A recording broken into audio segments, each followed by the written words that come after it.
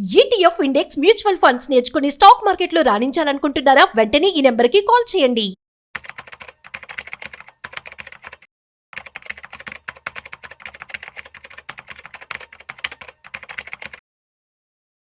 Reliance power stock sudden గా growth వచ్చింది. So మనం చూస్తున్నట్టయితే నిన్న బాగా పెరిగింది, ఈ రోజు కూడా 1% ఇప్పటి వరకు చూసుకున్నట్లయితే పెరిగిందనమాట. మరి ఇట్లాంటి టైంలో రిలయన్స్ స్టాక్ నుంచి మీరు లాభాలతో బయటపడాలంటారా? ఇక్కడ నుంచి ఇంకా పెరుగుతుందా?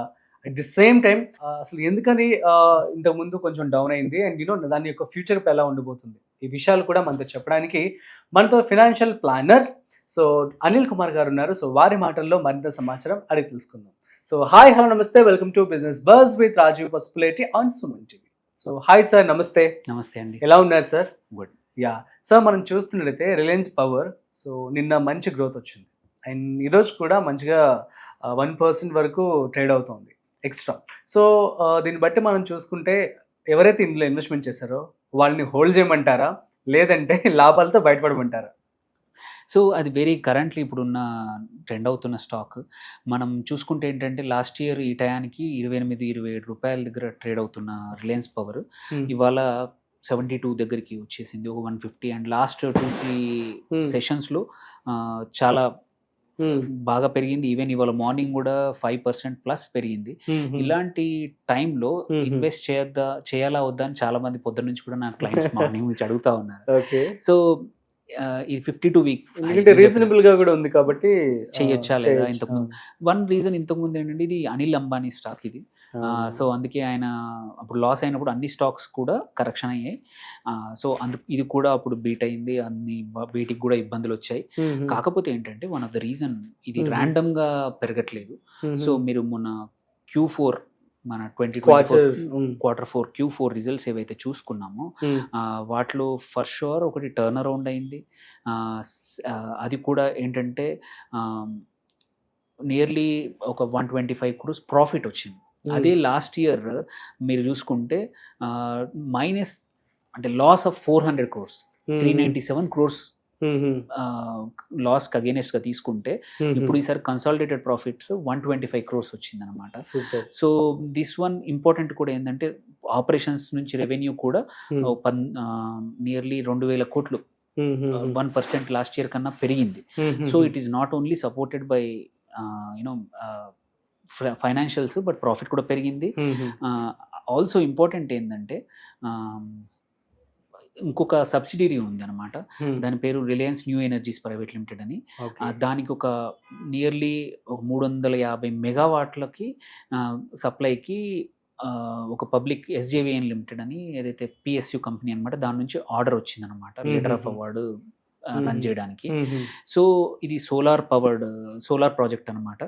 సో నియర్లీ అండ్ విత్ ఇంకోటి ఏంటంటే ఇది long term power buying back ఉంది కాబట్టి సో ఈ రీజన్ ఒకటి. And at the same time debt ఇంతకుముందు లాస్ట్ ఇయర్ ఈ టయానికి 1.66% డెట్ అగేనెస్ట్ 1, అంటే డెట్ ఎక్కువగా ఉండింది ఈక్విటీ కన్నా.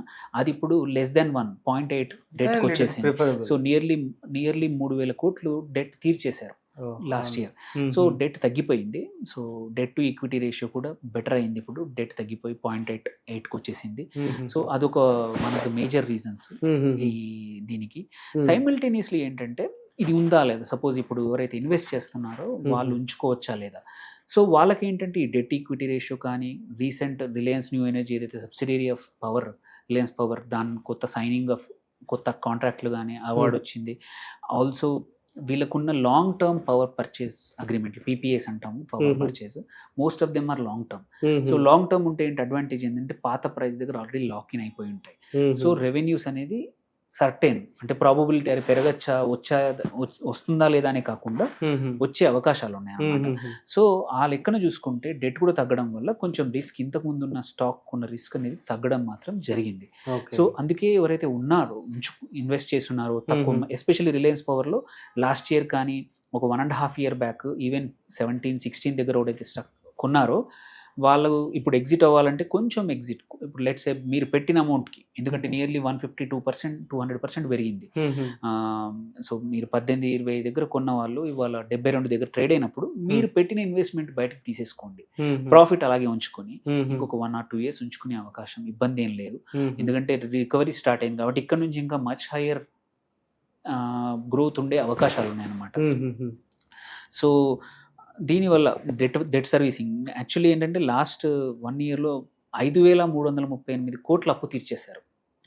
సో అందుకే అదొక major turn around. Profit recovery కూడా స్టార్ట్ అయిపోయింది. ఆల్సో అగ్రెసివ్గా ఎక్స్పాండ్ చేస్తున్నారు రిన్యూవబుల్, అది కూడా రిన్యూవబుల్ ఎనర్జీలో.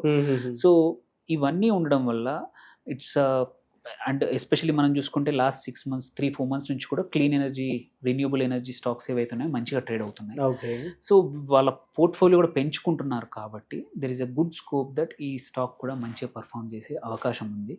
సో అలాంటి టైంలో ఎవరైనా సరే మల్టిపుల్ అనలిస్టులు నేను స్టడీ చేసింది చూస్తూ ఉంటే మాత్రం దీన్ని మాత్రం ఇంకా హోల్డ్ చేయొచ్చు. ఎంట్రీ మాత్రం జాగ్రత్త పడాలి. బట్ ఉన్న వాళ్ళు మాత్రం I suggest hold for some more time. ఒక 1 or 2 years హోల్డ్ చేసినా మంచి రిటర్న్స్ వచ్చే అవకాశాలు ఉన్నాయి. కొత్తగా మాత్రం చేసినప్పుడు కొంచెం జాగ్రత్తగా ఎంటర్ అవ్వండి. బికాస్ ఎనీ స్టాక్ ఒక సంవత్సరంలో 200%, 300% పెరిగింది. 28 నుంచి 72 రావడం అంటే నియర్లీ 300% పెరిగినప్పుడు కాషియస్గా ఎంటర్ అవ్వడం బెటరు. అదర్వైజ్ ఉన్నవాళ్ళు మాత్రం హోల్డ్ చేసి ఇంకా కొంచెం బికాస్ టర్న్ అరౌండ్ కనబడుతుంది కాబట్టి హోల్డ్ చేస్తే మంచిది.